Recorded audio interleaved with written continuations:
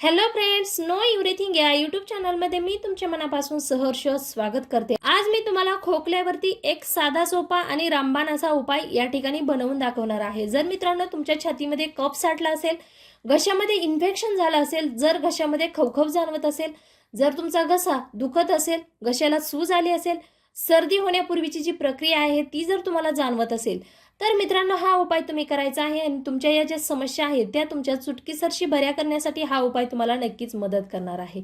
Friends, सध्याच्या या भयावह वातावरणामध्ये आपण जीवन जगत आहोत। यामध्ये जर आपल्या घशामध्ये थोडंसं जरी इन्फेक्शन झालं किंवा आपल्याला घशामध्ये खवखव जाणवायला लागली तर आपल्याला लगेच भीती वाटते। परंतु मित्रांनो, घाबरण्याऐवजी आपण साधे सोपे घरगुती उपाय करा आणि आपलं जे आरोग्य आहे ते तुम्ही नक्कीच निरोगी बनवण्यासाठी आयुर्वेदाची मदत घेऊ शकता। जर आपल्याला सर्दी पडसे झाले की आपल्या छातीमध्ये कफ साठतो आणि कफ साठल्यामुळे वारंवार आपल्याला खोकल्याची उबळ येते। आपल्या छातीतील कफ बाहेर काढण्यासाठी वारंवार जी प्रक्रिया होते त्याला खोकला म्हणतात। जर आपल्याला वारंवार खोकला आला, कोरडा खोकला असो, ओला खोकला, कफाचा खोकला किंवा तुम्हाला ॲलर्जीचा खोकला असेल तर या सर्व खोकल्यांच्या समस्या तुमच्या समूळ नष्ट करण्यासाठी मित्रांनो हा उपाय तुम्हाला खूप सारी मदत करणार आहे। तर त्यासाठी आपल्याला लागणार आहे एक विड्याचे पान, यालाच खाऊचे पान म्हणतात। काही भागामध्ये नागिनीचे पान, नागवेलीचे पान या नावाने या पानाला ओळखले जाते। तर हे जे पान आहे ते सहजासहजी आपल्याला पानटपरीवरती उपलब्ध होते। तर मी हे सर्व पानं मिठाच्या पाण्याने स्वच्छ धुवून घेतलेली आहेत, कोरडी केलेली आहेत। तर त्याचा आपण सुरुवातीला देठ कट करून घ्यायचा आहे। देठ कट करून घेतल्यानंतर आपण अशा पद्धतीने पान उलटं ठेवायचं आहे आणि त्यामध्ये दुसरा जो घटक आहे तो म्हणजे हा आहे ओवा। यामध्ये ओवा एक छोटा चमचा ॲड करायचा आहे।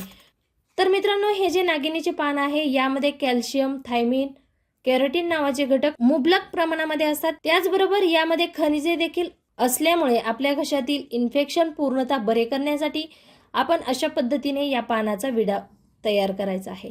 ओव्यामध्ये अँटीऑक्सिडंट्स मोठ्या प्रमाणामध्ये असतात। ओवा उष्ण आहे, त्याचबरोबर पाचक देखील आहे। ओव्यामध्ये थायमॉल नावाचा जो घटक आहे तो आपल्या छातीमध्ये साठलेला कफ पूर्णतः पातळ करून आपल्या छातीतील कफ नाहीसा करण्यासाठी ओव्याची आपल्याला खूप सारी मदत होत असते। जर तुम्ही हे तुमच्याकडे विड्याचे पान नसेल तर फक्त तुम्ही ओवा देखील थोडासा चावून खाल्लात तरी देखील तुमच्या घशातील इन्फेक्शन पूर्णतः बरे होण्यासाठी या ओव्याची मदत होणार आहे। तर अशा पद्धतीने विडा आपण तयार करायचा आहे आणि सकाळी उपाशीपोटी याचं सेवन करायचं आहे सलग 3 दिवस। ओवा थोडासा तिखट असल्यामुळे आपण यामध्ये एक महत्त्वाचा आणि उपयुक्त असा खोकल्यावरती जो पदार्थ आहे तो यामध्ये ॲड करणार आहोत। तर त्यामध्ये आता आपण ॲड करणार आहोत मध। जर तुम्हाला ओवा तिखट वाटत नसेल तर तुम्ही फक्त ओव्याचं देखील सेवन करू शकता, परंतु यामध्ये जर आपण मध ॲड केला तर आणखीन या पानाची जी आयुर्वेदिकता आहे ती वाढणार आहे आणि आपला खोकला नक्कीच थांबण्यासाठी मदत होणार आहे। तर मित्रांनो, हा उपाय आपण सलग 3 दिवस सकाळी उपाशीपोटी सेवन केल्यानंतर तुमचा कसलाही भयंकर खोकला नक्कीच संपुष्टात येणार आहे आणि तुमच्या खोकल्यावरती इलाज होणार आहे। जर मित्रांनो तुम्हाला हा छोटासा व्हिडिओ ही जर माहिती आवडली असेल तर लाईक करा, शेअर करा, तसेच नो एव्हरीथिंग हा यूट्यूब चॅनल सबस्क्राईब करायला मात्र विसरू नका। आजचा व्हिडिओ पाहिल्याबद्दल धन्यवाद।